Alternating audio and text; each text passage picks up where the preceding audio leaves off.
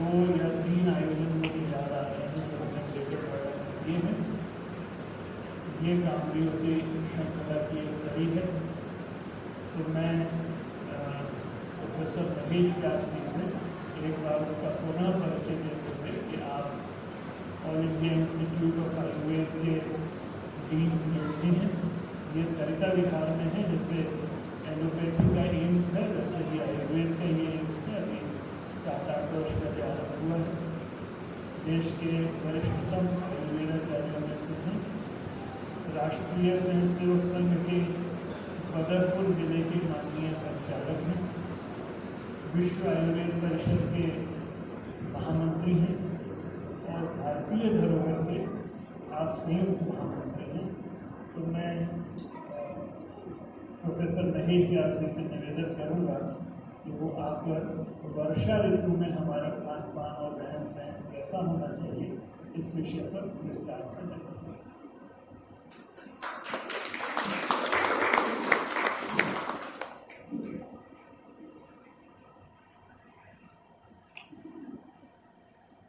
गुणत्रय विभेदेन मूर्तित्रयं विभेदिषि त्रयीभूतनेत्राय योगिकं। परमादरणीय धनंजय शर्मा जी, आदरणीय कुलदीप शर्मा जी, और अभी जो पूरा भारतीय धरोहर का विस्तृत परिचय जिनके द्वारा आपको प्राप्त हुआ और जिस संस्था के माध्यम से आज का एक कार्यक्रम आयोजित किया गया है, भारतीय धरोहर के राष्ट्रीय संगठन मंत्री आदरणीय कुलदीप शर्मा जी और आज के इस कार्यक्रम में उपस्थित सभी लोग, जैसा कि विषय दिया गया है, वर्षा ऋतु प्रारंभ हुई है। आषाढ़ मास प्रारंभ हुआ है। आषाढ़ की द्वितीया में बीच भी बोलते हैं, आषाढ़ी बीच, जो आज भगवान जगन्नाथ की यात्रा भी पूरे भारतवर्ष में प्रारंभ हुई है। इस पावन अवसर पर आयोजित आज का ये कार्यक्रम है वर्षा ऋतुचर्या। और इस ऋतुचर्या में हमारा खान पान कैसा होना चाहिए, हम किस प्रकार के आहार से स्वस्थ रह सकते हैं, ये आज की चर्चा का विषय है। और जैसा कि अभी आदरणीय प्रवीण जी ने मेरी बात बताई कि भारतीय धरोहर पिछले 15 वर्षों से आहार या भोजन से भेषज यानी आहार के द्वारा या आहार औषधि के रूप में कार्य कैसा करते हैं, उस रूप में कार्य कर रहे हैं। और आयुर्वेद में तो यहाँ तक कहा गया है आहारो महाभेषज, यानी भेषज का मतलब होता है मेडिसिन, और महाभेषज जो होता है उसको सुपर मेडिसिन कह सकते हैं। वो इसलिए कहते हैं कि आप अगर कभी बीमार होते हैं, बीमार होने के बाद में कोई ना कोई मेडिसिन लेते हैं, मेडिसिन पे इतनी ज़्यादा आपको स्वादिष्ट तो लगती नहीं कि वहाँ बड़ा अच्छा लगा मेडिसिन लेते हैं, यानी कुछ न कुछ कष्ट आपको उठाना ही पड़ता है, तब जाके आप वापस ठीक होते हैं। और अगर उचित आहार का सेवन किया तो आपको वो सब तकलीफें जो बीमार होने के बाद होती है वो तकलीफें नहीं होती। इसलिए आहार को महाभेषज कहा है। और अलग अलग ऋतुओं की मान से अलग अलग आहार है। और आयुर्वेद कहता है पुरुषम पुरुषम विषय, हर एक व्यक्ति के मान से कुछ न कुछ आहार के नियम अलग है और उसी आधार पर हमारी प्रकृति भी एक अलग रहती है। प्रकृति के अनुसार हमारे लिए आहार अलग अलग रहता है। तो वर्षा ऋतु के विषय में अगर हम प्रारंभ करें कि वर्षा ऋतु में किन चीज़ों का ध्यान रखना चाहिए, हमारा आहार विहार कैसा होना चाहिए जिससे हम स्वस्थ रह सकते हैं, तो सबसे पहले तो मैं हमारे यहाँ पे इस लाइन में बच्चे बैठे हैं तो उनके स्वास्थ्य के लिए कहना चाहूँगा, आयुर्वेद कहता है कि बच्चों का अगर स्वास्थ्य का ध्यान रखना है, उनकी इम्यूनिटी अच्छी रखना है, उनको किसी प्रकार की, क्योंकि ये वर्षा ऋतु में थोड़ा कफ, कोल्ड, फीवर, डायरिया, डिसेंट्री ये बड़ों को भी होती है और बच्चों को ज़्यादा जल्दी हो जाती है। तो बच्चों की इम्यूनिटी ज़्यादा अच्छी रहे उसके लिए आयुर्वेद में कहा गया नवनीतम गवाम श्रेष्ठम शिशूनाम परम औषधम।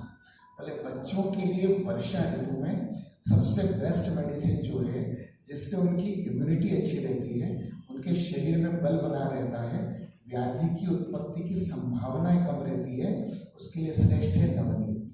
अब नवनीत बोलते हैं मक्खन को, और ख़ासतौर से अगर गाय का दूध हो और उसका दही बना करके अगर मक्खन निकाला जाए और वो नवनीत बच्चों को अगर खिलाते हैं तो प्रतिदिन थोड़ी मात्रा, वो ज़्यादा क्वांटिटी में देने की की आवश्यकता नहीं है, तो उससे उनकी इम्यूनिटी अच्छी हो रहती है, बीमार होने की संभावनाएं कम रहती है, और वो जिस भी क्लास में पढ़ाई कर रहे हैं उनकी स्मरण शक्ति बहुत ज़्यादा अच्छी होती है।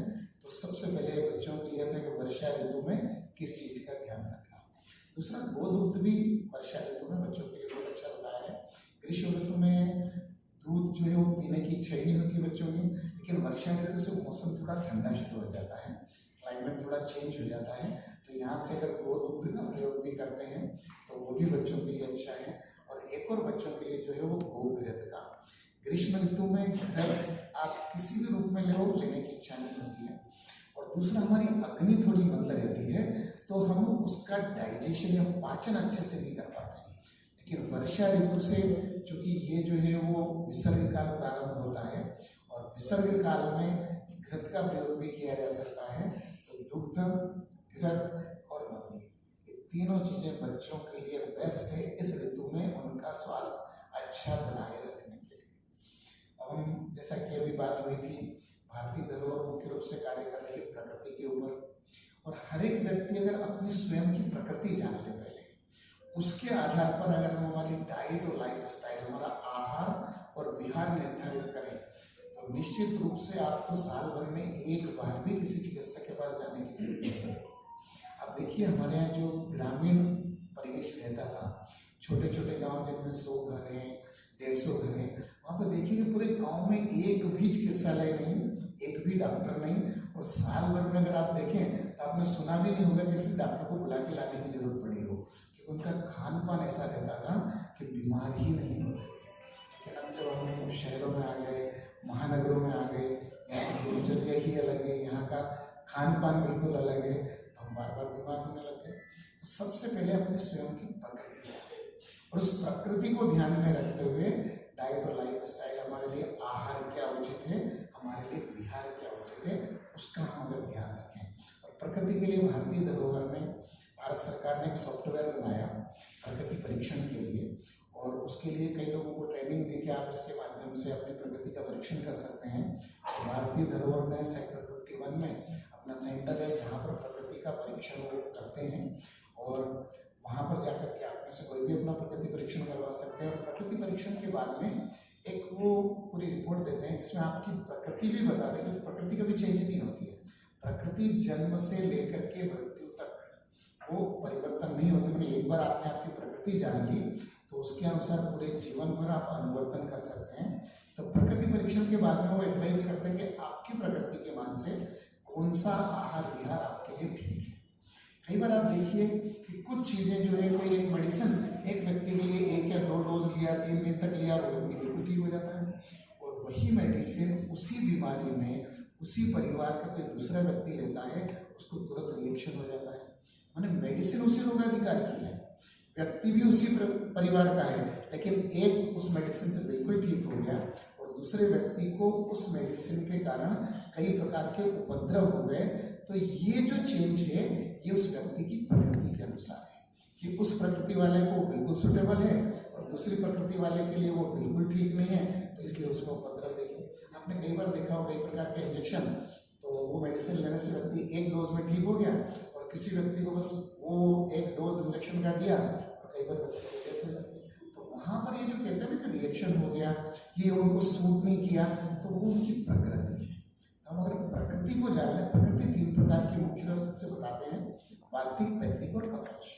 वातिक प्रकृति जो है आयुर्वेद में 3 दोष बता रखे हैं, वात, पित्त और कफ। पैतृक प्रकृति वो रहती है जिनको उष्ण चीजें, मतलब स्वभाव गर्म रहता है, उनको टेम्परेचर थोड़ा सा अगर हाथ भी स्पर्श करेंगे तो आपको लगेगा थोड़ा टेम्परेचर ज्यादा है, थोड़ा सा गुस्सा कभी कभी आता रहता है, बिना किसी बात के भी गुस्सा आ जाता है। कई बार परिवार में ऐसा रहता है, तो आप सोच लीजिए उनकी पित्त प्रकृति, उतना ज्यादा ध्यान नहीं देना है, गुस्सा क्यों कर रहे हैं। कफ प्रकृति वाला जो व्यक्ति रहता है वो बिल्कुल शांत रहता है, बहुत कम बोलता है, बहुत कम गुस्सा करता है, और आप जितना कहो उससे भी कम मात्रा में। आपने अगर 5 क्वेश्चन के तो 1 का आंसर देगा, बाकी 4 को बाईपास कर देगा। तो कफ प्रकृति वाला रहता है। और वातिक प्रकृति वाला जो व्यक्ति रहता है वो थोड़ा टॉकेटिव रहता है, ज्यादा बोलने वाला रहता है। तो हम यहाँ पर जो बैठे हैं उनमें से जो व्यक्ति लगता है कि ज्यादा बोलते हैं, आपको बार बार अगर कोई कहे कि बस अब हो गया कंप्लीट, जितना पूछा था वो पूरा हो गया, तो समझ लो आप वातिक प्रकृति। और आपसे जितना पूछा जाए टू दी पॉइंट सिर्फ उतना ही आप अगर आंसर दे रहे हैं तो समझिए आप पित्त प्रकृति के। और कफ प्रकृति वाले को आपने 5 क्वेश्चन पूछे तो उनमें से केवल आधे का आंसर दिया, समझ लो कफ प्रकृति का व्यक्ति। आप अगर बाहर भी जा रहे हो, रोड पर अगर आपने किसी से पूछ लिया कि कैलाश हॉस्पिटल किधर है, तो एक व्यक्ति आपको पूरा समझा देगा, आगे जाइए, गोल राउंड जो आएगा वहाँ से राइट मुड़िएगा, फिर अंदर जाइएगा, वहाँ पे इमरजेंसी वार्ड है, फिर उसके बाद में जनरल ओपीडी है। आपने केवल ये पूछा था कि कैलाश हॉस्पिटल किधर है, तो जो व्यक्ति इतना बता दे समझ लो वो वातिक प्रकृति का है। पैतृक प्रकृति वाले से पूछा तो बस आप आगे जाइए, लेफ्ट राइट साइड में मुड़िए ना, वहाँ पे हॉस्पिटल आ जाएगा। और कब प्रकृति वाले को 2 बार पूछ लीजिए, कुछ आंसर ही नहीं देगा कैलाश हॉस्पिटल किधर है, भले उसके सामने ही हो। अब इसमें तीनों व्यक्ति में कोई दोष नहीं, तीनों व्यक्ति बिल्कुल ठीक हैं। एक की प्रकृति के वो काफी बोलता है, एक की प्रकृति को टू दी पॉइंट बताता है, और एक की प्रकृति को उसको बात करने को सर उसने आंसर देना उचित समझेंगे। तो उनमें तो न तो कोई भी व्यक्ति किसी प्रकार से मानसिक रूप से बीमार है और न ही कोई व्यक्ति अनफिट, सभी कुछ स्वस्थ हैं और उनकी प्रकृति है। घर परिवार में अपने बच्चे रहते हैं, बच्चे अगर कहीं बाहर पढ़ने के लिए गए तो एक बच्चा ऐसा रहता है कि वो दिन में 4 बार, पहले 1 बार पिताजी को टेलीफोन करेगा, 2 बार माताजी को टेलीफोन करेगा, रात को भी सोते टाइम खाना खाने के बाद जब तक बात नहीं करेगा उसको नींद नहीं आएगी। और एक बच्चा रहता है कि महीने में 1 बार कॉल करता है, और वो भी कॉल करता है कि आज मेरे अकाउंट में पैसे डाल देना, पैसे खत्म हो गए। फिर नेक्स्ट बार कॉल करेगा जिस दिन पैसे की जरूरत हो। तो घर वालों को लगता है कि वो जो बच्चा दिन में 3 बार कॉल करता है उसका अटैचमेंट हमारे साथ में हो जाता है, और जो बच्चा महीने में 1 बार कॉल करता है बोले इसको तो माता पिता से किसी से कुछ लेना देना ही नहीं है, तो बिल्कुल अपने उसमें रहता है।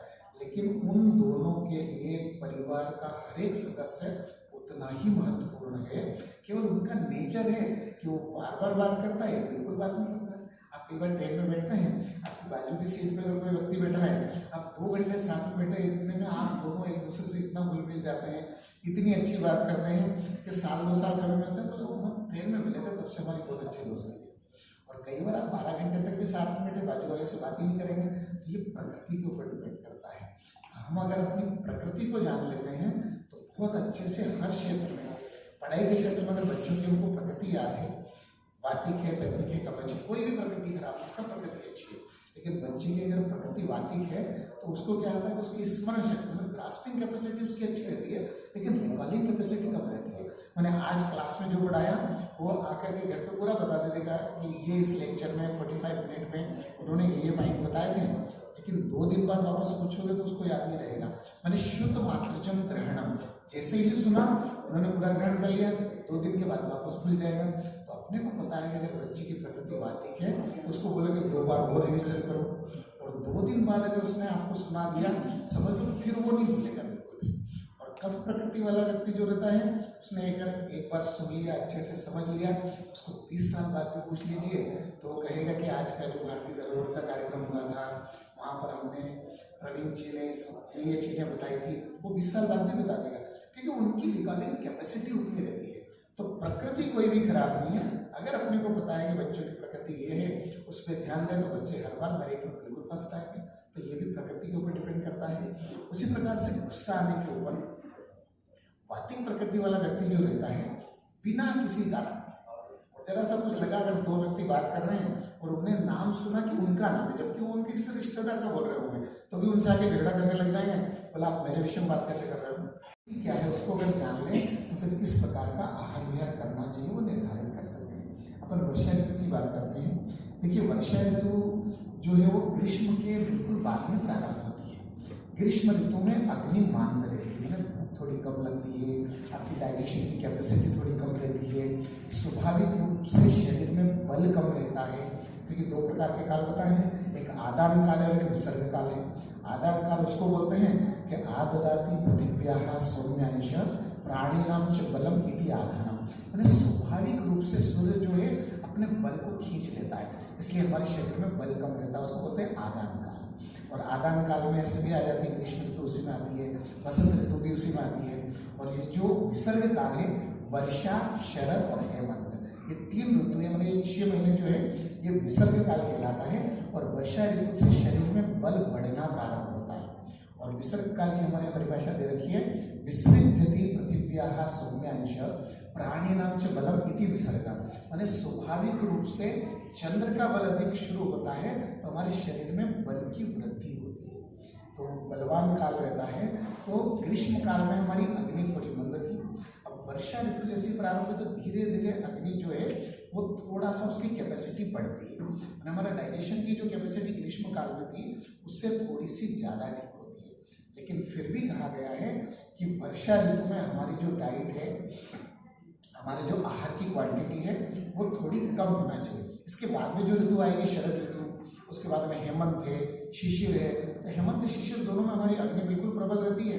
आप किसी प्रकार का गुरु आहार, मधुर आहार, स्निग्ध आहार अधिक मात्रा में भी अगर करते हैं तो उसका डाइजेशन बहुत अच्छे से हो जाता है। लेकिन वर्षा ऋतु में चूंकि अग्नि प्रबल होना प्रारंभ होती है, इसलिए अपने यहाँ कहा गया थोड़ी कम मात्रा में आहार लें, यानी आपकी जितनी कैपेसिटी है उस कैपेसिटी से भी थोड़ा कम। अगर आपको लगता है कि नहीं मैं एक चपाती और ले सकता हूँ, तो आप उसको लेने के बजाय उससे पहले बंद कर दीजिए, बस अब इससे ज़्यादा नहीं खाना। इसलिए आयुर्वेद में कहा गया मिलास्यु सात्विक आहार, राजसा पूर्ण भोजना, तामसास्तु अधिका आहार। अगर आपको जिस दिन लगे कि नहीं आज थोड़ा सा ये स्वीट ज़्यादा हो गया, या जो चीज़ आपकी पसंद की बनी हुई हो वो आपने ली, बस ये लास्ट की जो थी चपाती ज़्यादा हो गई, तो वो अपन कहलाते हैं कि तामसिक आहार हुआ। राजसिक जितनी पर्याप्त मात्रा में था उसको अपन राजसिक कहते हैं, और सात्विक उसको बोलते हैं मितास्यु सात्विक आहार में जितनी भूख है उससे भी थोड़ा कम। तो ये वर्षा ऋतु उस प्रकार की है कि अगर इसमें अपनों ने ध्यान रखा कि थोड़ी कम क्वांटिटी में अगर अपन भोजन ले रहे हैं, चाहे ब्रेकफास्ट करते हैं सर्दी के मौसम में, उस अभी से बारिश के मौसम में ब्रेकफास्ट कर रहे हैं तो उससे थोड़ी कम क्वांटिटी, लंच और डिनर में भी केवल क्वांटिटी थोड़ी सी कम रखें। तो ये जो इंडाइजेशन होना है, डायरिया और डिसेंट्री होना है, इससे हम बड़े अच्छे से बच सकते हैं। तो एक तो इस चीज़ का ध्यान रखना। अब भोजन में अपन देखें तो जो हमारे खासतौर से हम दो चीज़ों का प्रयोग करते हैं, एक शिंबी धान्य और एक शुभ धान्य। शिंबी धान्य में जितने प्रकार की दालें रहती है ना, ये सब शिंबी धान्य में आती है। और शुभ धान्य ये जितने भी जौ, गेहूँ, चावल, ये सब शुभ धान्य में आते हैं। तो इन दोनों के बारे में कहा गया कि जितने भी शिंबी धान्य बता रखे हैं, जितनी भी दाल बता रही है, तुअर की है, उड़द की है, मूंग की है, उनमें वर्षा ऋतु में सबसे श्रेष्ठ जो बता रखे मुदगर, मूंग की जो दाल होती है वो सबसे अच्छी है, मैंने सबसे इजीली पाचन करने वाली जो है वो मूंग की दाल है। तो सप्ताह में जो भी बनाते हैं उसमें 2 से 3 बार कम से कम मूंग की दाल बने, और वो दोनों प्रकार के छिलके वाली है, बिना छिलके वाली, उन सबका अपन जो भी प्रयोग करते हैं, और मूंग की दाल इजीली डाइजेस्टेबल है।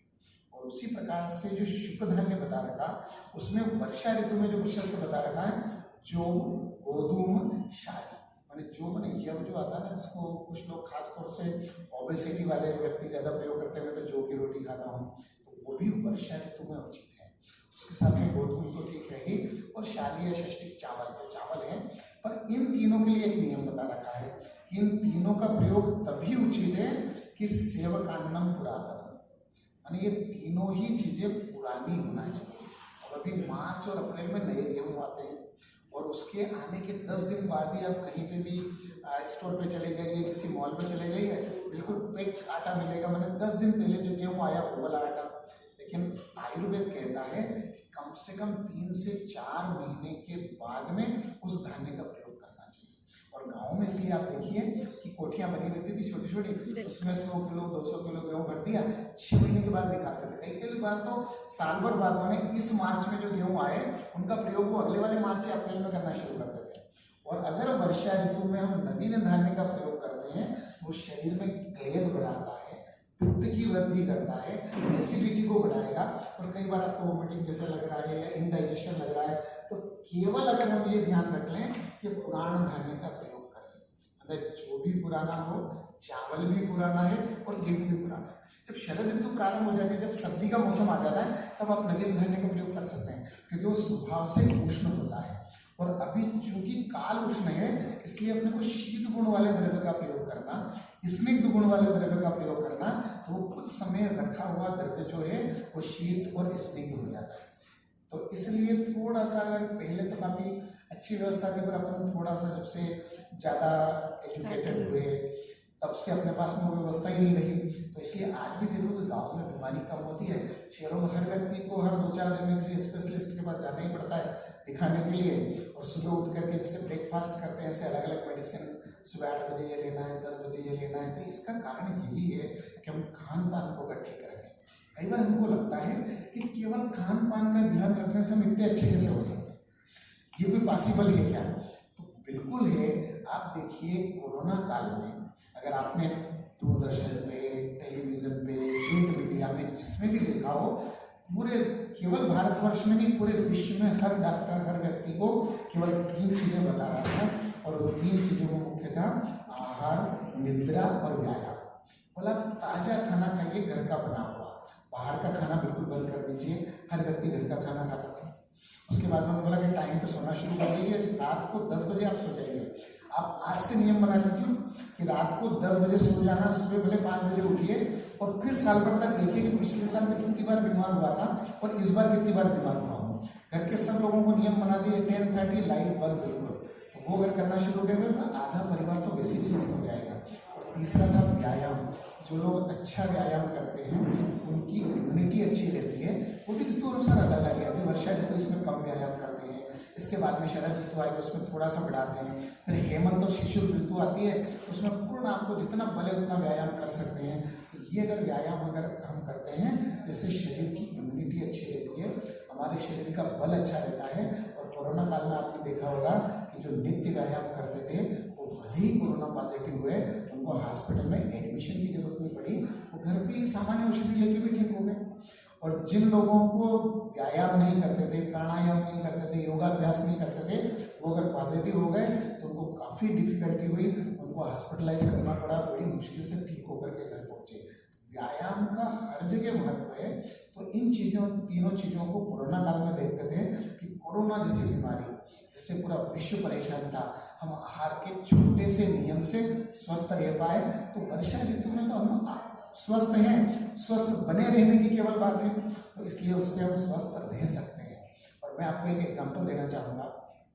All India institute of Ayurveda जो है वहाँ पर दोनों ही इसमें 2020 में 2021 में पूरा हॉस्पिटल कोरोना का हॉस्पिटल था, और वहाँ पे कोरोना के जो आरटीपीसीआर पॉजिटिव पेशेंट थे वही एडमिट होते थे। तो उस समय अगर आपने देखा हो तो टोटल लॉकडाउन, मैंने होटल्स बंद, आउटसाइड के जो फूड वगैरह जो वो रहते थे वो भी सब कुछ, फूड के स्टाइल वो सब बंद था। तो उसमें मजबूरन व्यक्ति को खाना घर का ही खाना पड़ता था, मतलब उसकी इच्छा होते हुए बाहर से मंगा नहीं सकता था कि रेस्टोरेंट तो सब कुछ बंद था।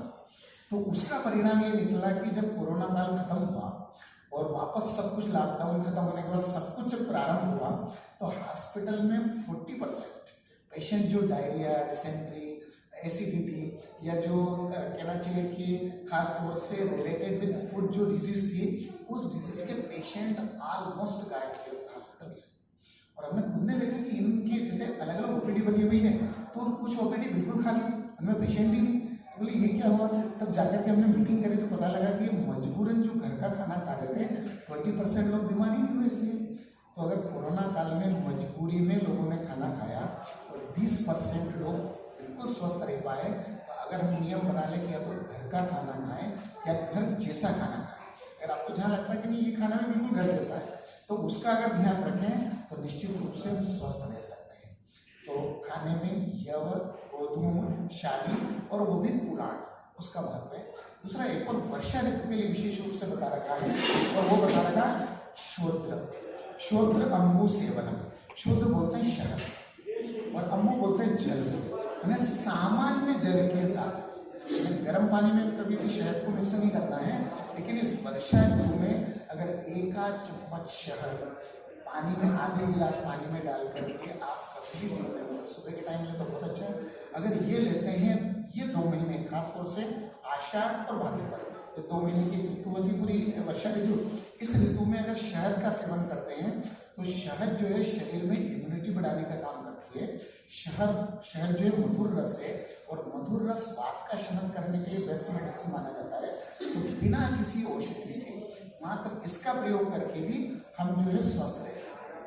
उसी प्रकार से वर्षा ऋतु के लिए आयुर्वेद में बता रखा, खासतौर से वहां पर उन्होंने बता रखा यव आमलक प्रयोगम च श्रेष्ठ उच्चते। यव अपन बोलते हैं जो, और आंवला जो रहता है, आंवले का इस ऋतु में पाउडर का प्रयोग बताया। अगर आप अक्टूबर, नवंबर, दिसंबर, जनवरी और फरवरी इन 5 महीने यूज करेंगे तब आपको फ्रेश आंवला मिलता है, तो उस समय तो ताजे आंवले का प्रयोग करना है। लेकिन वर्षा ऋतु में मुख्य रूप से आंवले की चूर्ण का विधान बता रखा है कि अगर औषधि में आप आंवले के पाउडर का और 1 महीने तक पूरा मैंने, जब आषाढ़ का महीना है, भाद्रपद तो उसके बाद में नेक्स्ट मंथ में आएगा, लेकिन केवल 1 महीना प्रारंभ का जो है उसमें आंवले की पाउडर का नित्य प्रति अगर आप सेवन करते हैं, या तो शहद के साथ में या सिंपल पाउडर को पानी के साथ में लेते हैं, तो ये जो वात पित्त का तीनों दोष बता रखे हैं, इनके कारण जो होने वाली व्याधियां, क्योंकि वर्षा ऋतु में वात की व्याधियां सबसे ज्यादा होती है, हर एक का अलग अलग कारण बता रखा है। तो वर्षा ऋतु में वात के विकार होते हैं, और आंवलकी का प्रयोग अगर हम नित्य करते हैं वर्षा ऋतु में, तो वो शरीर के लिए बहुत अच्छा माना जाता है, बड़ों के लिए भी और बच्चों के लिए भी। क्वांटिटी का आपको ध्यान रखना है, तो भैया हाफ टी स्पून लिया, बच्चों को और उससे कम मात्रा में दिया, तो ये शरीर को स्वस्थ रखने में, क्योंकि आंवले में विटामिन सी प्रचुर मात्रा में होता है, और वो शरीर की इम्यूनिटी को भी बढ़ाता है, व्यक्ति को स्वस्थ रखने में उसकी एक अपनी विशेष भूमिका है। तो ये फल के रूप में हो गया।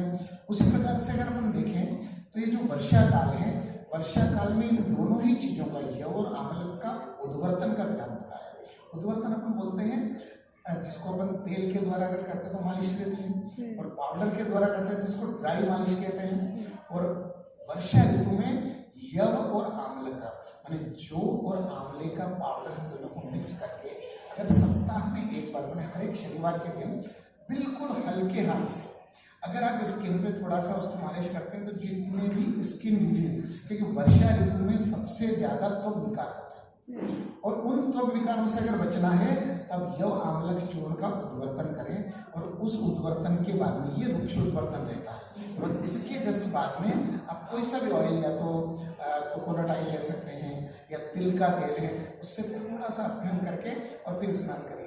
हमारे यहाँ पहले परंपरा थी अभ्यंगम आचरेत नित्यम, प्रतिदिन अभ्यंग करके स्नान करते थे, तो किसी प्रकार की स्किन डिजीज होती ही नहीं थी। मैं कई बार देखा है, बनारस में जब जाते थे तो बनारस घाट पे भी बिल्कुल छोटी छोटी शीशी, उसमें सरसों का तेल रहता था, और बिल्कुल अभ्यंग करके उसके बाद स्नान करते थे। आजकल तो अभ्यंग जानते भी नहीं, गंगा का जल प्रदूषित नहीं हो, इसलिए वो नहीं करना, लेकिन कम से कम घर पे तो हम कर सकते हैं, और प्रतिदिन नहीं तो कम से कम सप्ताह में एक दिन। और ये यव आंवलक उद्वर्तन और उसके साथ में स्नेह का, मतलब तेल का अभ्यंग, क्योंकि हमारे यहाँ तक कहा गया है कि घृतात् अष्टगुणम तेलम मर्दने न तो भक्षणे, बोले जो व्यक्तियों को घी खाना अच्छा नहीं लगता है, उसकी स्मेल अच्छी नहीं लगती है, उनके लिए सबसे बढ़िया तेल अभ्यंग है। उससे उनकी त्वचा जो है स्निग्ध रहेगी, किसी प्रकार की स्किन डिजीज नहीं होगी।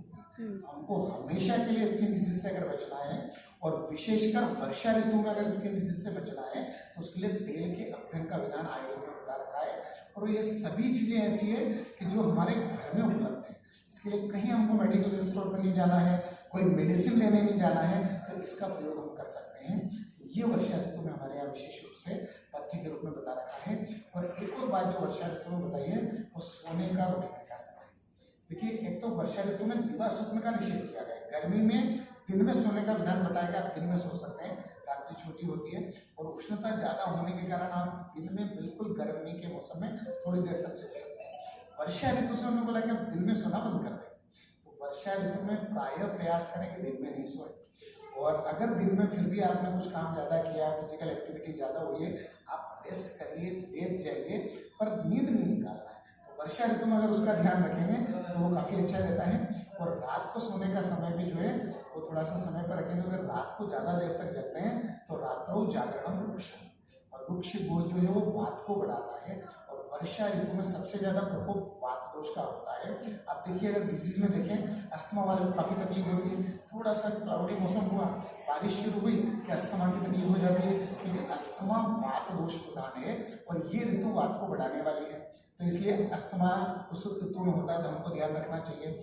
और उसी प्रकार से ये आप देख लीजिए कि कुछ और व्याधियां कि जो वर्षा ऋतु में, जैसे जॉइंट पेन है, कई लोगों को आर्थराइटिस का पेन वर्षा ऋतु में बढ़ जाता है, जैसे बादल हुए उसमें, तो ये वात दोष के बढ़ने के कारण होता है। तो वात दोष की वृद्धि नहीं हो, उसके लिए रात को ज्यादा देर तक जगना है। अगर रात को समय पर सो रहे हैं तो किसी को आर्थराइटिस भी है, स्पॉन्डिलाइटिस है, संधिगत वात है, आम वात है, और भी कोई तकलीफ है, तो उनको पेन नहीं बढ़ेगा अगर रात को जगते नहीं है। तो ज्यादा जगने से वात बढ़ता है, फिर पेन आपको बढ़ेगा। और सुबह ज्यादा देर तक सोना नहीं, सुबह सूर्योदय के समय को उठ जाना है, यानी सूर्योदय से पहले उठना है। और सूर्योदय के पहले अगर आप उठे तो आपको कफ दोष की वृद्धि नहीं होगी। और कफ दोष अगर बढ़ता है तो ये जितने कार्डियक ब्लॉकेज होते हैं, आर्टरी ब्लॉकेज हो गया, स्टेंट डलवाया, बाईपास सर्जरी करवाई, तो इनसे अगर बचना है तो आप सुबह जल्दी उठिए। ओबेसिटी से बचना है, सुबह जल्दी उठिए। या कुछ प्रकार की आप देख लीजिए जिसमें स्वेलिंग हो जाती है, जो चीज़ें कफ के कारण बढ़ती है, ये सब सुबह देर से उठने के कारण होती है। और अगर किसी व्यक्ति को कह दो कि आपको स्वस्थ रहना है तो सुबह जल्दी उठिए, तो व्यक्ति अपनी परवाह तो करता ही है, लेकिन उनको अगर संस्कृति से आप छोड़ दीजिए। हमारी भारतीय संस्कृति जो है व्यक्ति को स्वस्थ रखने में उसकी भूमिका साइंस से ज़्यादा है, मतलब विज्ञान उतना काम नहीं कर सकता है जितना हमारी संस्कृति करती है। उसको सिर्फ पे कह दो कि आप कुछ मत करिए, सुबह सूर्योदय से पहले उठिए, उठ करके सूर्य को एक आपको थोड़ा जल अर्घ देना है। सूर्य को जल जो है वो उगते हुए सूर्य को देते हैं तो बिल्कुल उठेगा। तो सूर्य को अर्घ देने पर चाहे उनकी अल्ट्रावायलेट जो रेज है उससे व्यक्ति स्वस्थ रहता हो नहीं रहता हो, लेकिन सुबह सूर्योदय से पहले उठेगा तो कफ से होने वाली सारी बीमारियों से बच सकता है। वर्षा ऋतु से ही आप प्रारंभ करते हैं कि रात को समय पर सोना, सुबह जल्दी उठना। आजकल का थोड़ा सा ट्रेंड ऐसा हो गया कि बच्चों को अगर स्कूल से कोई वर्क दिया जाता है तो रात को 10 बजे, 11 बजे, 12 बजे तक जगते हुए पूरा कंप्लीट करके फिर सोते हैं। उसके बजाय हम उनको आदत डालें कि सुबह जल्दी उठ के कंप्लीट करें, क्योंकि शुरू से हम थोड़ा सा रात को 10 बजे बाद हम टेलीविजन देख रहे हैं, 1 घंटे तक वो देखते रहे, तो अभी 20, 25, 30 की उम्र तक कुछ नहीं होगा, लेकिन 45 से 50 के बाद में फिर कमर दर्द करेगी, पीठ में दर्द शुरू हो जाएगा, कुछ घुटनों का दर्द शुरू हो जाएगा, और फिर आप कहेंगे कि न तो हमने कभी बाहर का खाना खाया, पूरा रोज व्यायाम करते थे, प्राणायाम करते थे, फिर ये कैसे हो गया। तो रात को समय पे सोना और सुबह जल्दी उठना, ये अगर 2 चीज़ें हम शुरू कर दें तो बहुत अच्छा हो रहता है। और एक ऋतु संधि का ध्यान रखें। देखिए ग्रीष्म ऋतु की चर्या चल रही थी, गर्मी थी, आप आइसक्रीम खाते थे, ठंडी चीज़ें लेते थे। जैसी बारिश शुरू हुई उसके बाद उन चीज़ों को थोड़ी थोड़ी कम करना शुरू बनाते हैं, भजिए बनाते हैं। उसमें वर्षा ऋतु में जो घर में रहने वाली मेडिसिन है, जो आपके स्वास्थ्य के लिए सबसे बढ़िया है, जो वात दोष का शमन करने के लिए सबसे बेस्ट है, वो है अजवाइन। और इसीलिए आप देखिए भजिए में अजवाइन डालते हैं, बाकी और किसी चीज़ में आप मसाले में, सब्जी में अगर छोंक लगाते हैं उसमें जीरा डाल देंगे, हल्दी, काली मिर्च सब कुछ डालेंगे, लेकिन अजवाइन विशेष रूप से डाली जाती है। और अजवाइन वात की सबसे बेस्ट मेडिसिन है और वो वर्षा ऋतु के लिए सबसे अच्छी है। तो कई लोग तो अजवाइन को थोड़ा सा रोस्ट किया और रोस्ट करके आधी चम्मच के मुंह में डाल लिया, जैसे सौंफ को डालते हैं और उसको चबाते हैं, तो वो भी वर्षा ऋतु में वात दोष का शमन करने के लिए बहुत अच्छी है। और वर्षा ऋतु में मेडिसिन के रूप में अगर एक और चीज़ जो सबसे अच्छी बता रखी है वो है काली मिर्च। काली मिर्च जो है वो भी वर्षा ऋतु में वात का शमन करने वाली है, उष्ण गुण वाली है, और उसका प्रयोग कभी कभी 2-3-4 काली मिर्च मुंह में डाल लिया, चबा ली, या फिर आपका जो भोजन बनाते हैं उसमें बस थोड़ा सा काली मिर्च का प्रयोग कर लिया। जो भी नहीं कि मेडिसिन के रूप में आपको आधी चम्मच काली मिर्च का पाउडर लेना है। सामान्य रूप से भारतीयों के हमारे जो खाना बनता है, भोजन बनता है, उसमें जो स्पाइसेस का अपन उपयोग करते हैं, कोरोना काल में आधे से ज़्यादा कोरोना को तो अपने घर में जो किचन रेमेडीज है उससे ही कर दिया। भारत में सबसे ज़्यादा अगर जैसे कि हमारे यहाँ की पॉपुलेशन बहुत है और कोरोना में लोग पॉजिटिव भी बहुत हुए, लेकिन कैजुअलिटी अगर कम हुई है भारत में, तो उसका कारण था हमारे घर में रहने वाली किचन रेमेडीज। हमारे यहाँ तुलसी हर घर में लगी हुई है, हमारे यहाँ ये जो औषधियाँ हैं, चाहे वो काली मिर्च हो, दालचीनी हो, पिपली हो, ये हर घर में थी, और केवल इनका भी प्रयोग कर लिया तो भी व्यक्ति स्वस्थ रहे। और बाकी विदेशों में तो इनका प्रयोग ही नहीं होता था, वहाँ पर तो ब्रेड या पिज्ज़ा या बर्गर बंद ला करके 1 वीक का रख लिया, फिर नेक्स्ट सैटरडे को फिर खरीदेंगे तो उनको ही खाते रहे, तो वहाँ पे तो वो होना ही था कि डेथ कैजुअलिटी रेट बहुत ज़्यादा था। तो इसलिए खाने में भी इन चीज़ों का, अजवाइन बहुत अच्छा है वर्षा ऋतु के लिए, काली मिर्च जो है वो वर्षा ऋतु में बहुत अच्छी बता रखी है, उसका प्रयोग हम कर सकते हैं। और साथ ही स्नान के लिए जो बता रखा, अब ग्रीष्म ऋतु में स्नान करते थे बिल्कुल ठंडे पानी से, क्योंकि सुबह अगर 8 बजे के बाद स्नान करेंगे तो ऊपर से जो टंकी में पानी आता है वही उबलता हुआ आता है। कई बार तो फ्रिज में से बर्फ निकाल करके आपको उस पानी को नॉर्मल टेम्परेचर का करके फिर स्नान करना पड़ता है। तो वर्षा ऋतु में ऋतु चेंज हुई तो यहाँ पे एकदम गर्म पानी का प्रयोग नहीं करना, क्योंकि क्या है कि रात भर हमने एसी चालू किया और सुबह जब स्नान कर रहे हैं तब गर्म पानी से स्नान कर रहे हैं, तो बिल्कुल एकदम विरुद्ध हो जाता है। तो कोशिश करें कि धीरे धीरे जब तक सर्दी नहीं लग रही तब तक पानी नॉर्मल टेम्परेचर वाला यूज करें। उसके बाद फिर धीरे धीरे जब से एसी बंद कर दें तब फिर गर्म पानी का प्रयोग शुरू करें, तो आप ज़्यादा स्वस्थ रह सकते हैं। नहीं तो रात में बिल्कुल टेम्परेचर आपने 20 पे एसी कर रखा है और सुबह जो है गर्म पानी से नहा रहे हैं, तो उससे भी कई प्रकार की व्याधियाँ होती हैं। तो वर्षा ऋतु में इसका ध्यान रखें। और एक और वर्षा ऋतु की जो बात है कि वर्षा ऋतु त्रिदोष प्रकोप है। माने आप देखिए शरद ऋतु जो आती है नवरात्रि का समय, दीपावली का टाइम, उसमें पित्त का प्रकोप होता है।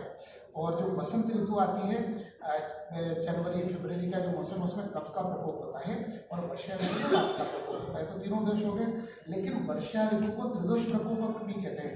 इसमें पित्त का भी प्रकोप होता है, इसमें कफ का भी प्रकोप होता है। इसलिए अपने शरीर का आहार विहार के द्वारा, दिनचर्या के द्वारा, समय पर सोना, उसके द्वारा अगर हम ध्यान रखें तो निश्चित रूप से हम स्वास्थ्य। All India institute of medical science में ब्रेड, पकौड़ा, समोसा, पेन यहाँ पे कैंटीन में मिलेगा। रागी, बाजरा, कोदो, हमारे जो मिलेट्स हैं, इनका खाना। मैंने उनको भी लगता है कि जो यहाँ पे पेशेंट है उनको ठीक करने में हमारा जो मिलेट्स है, इनका प्रभाव है। तो बिल्कुल वर्षा ऋतु या कोई सी भी ऋतु हो, उसमें हम क्रमांक था और पुस्तक का नाम था। तो वो सूची 550 पेजेस की बनी, ये यूजीसी की एक किताब है। दूसरा प्रमाण जो भारत की ज्ञान संपदा का है वो ये कि अब से लगभग 100 वर्ष पहले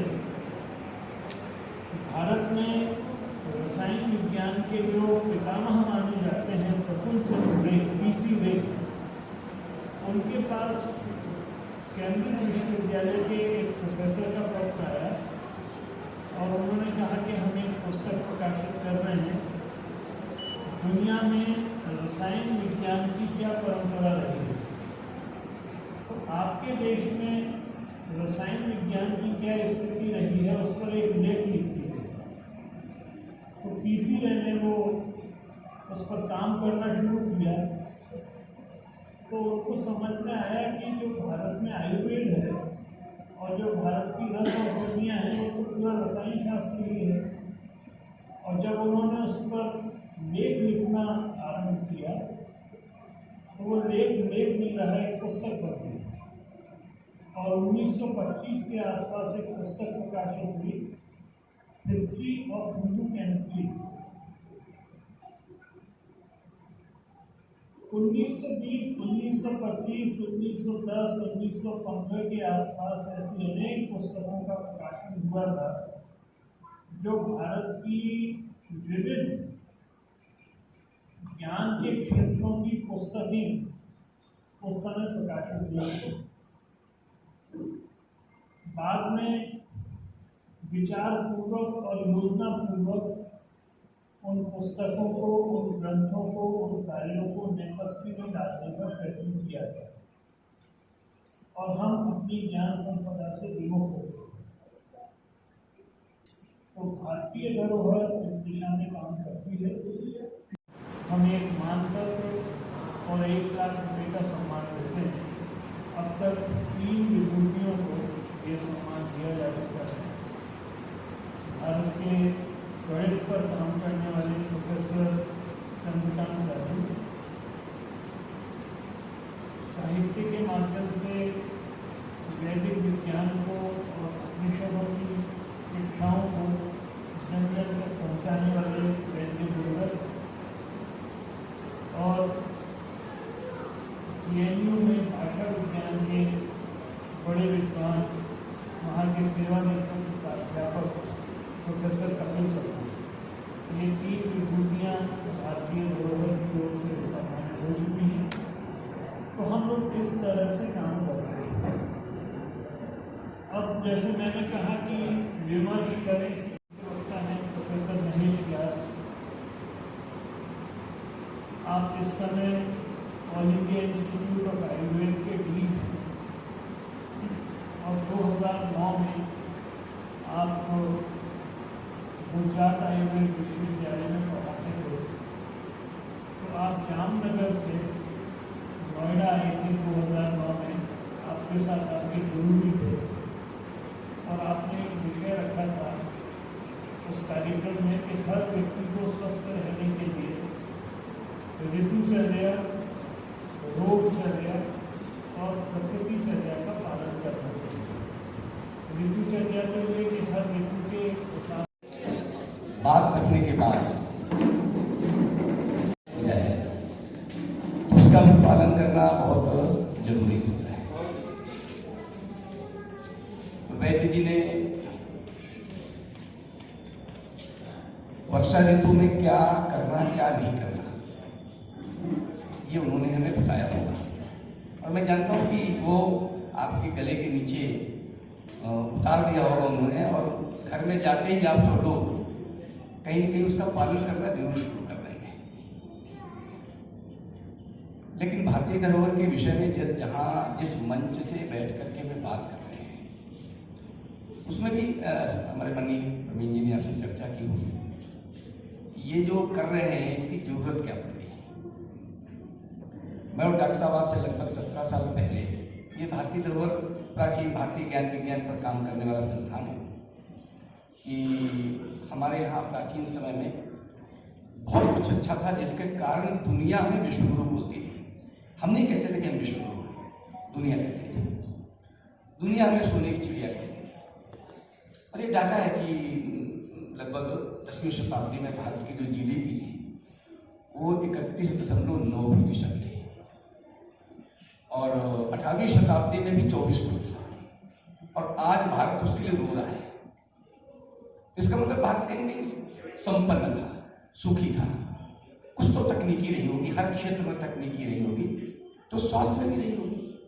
लेकिन प्राचीन भारत में क्या क्या था, इसको लेकर हम लोगों ने काम शुरू किया था। आप देखते होंगे कहीं आप टूरिज्म के ऑफिस चले जाएं तो इनक्रेडिबल इंडिया करके लिखा होता है, अलौकिक भारत। और अलौकिक भारत में 2-4 चित्र मिलते हैं, एक लाल किला का मिलता है, एक ताजमहल का मिलता है, 1-2 गुफाओं के मिलते हैं, बस वही भारत है। यानी दुनिया को भारत के विषय में यही दिखाया गया है।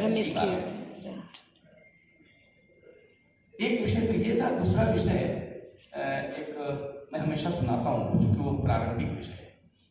ये बहुत शो है अमिताभ बच्चन का, बहुत दिन तक चला है, शायद अभी चल रहा है।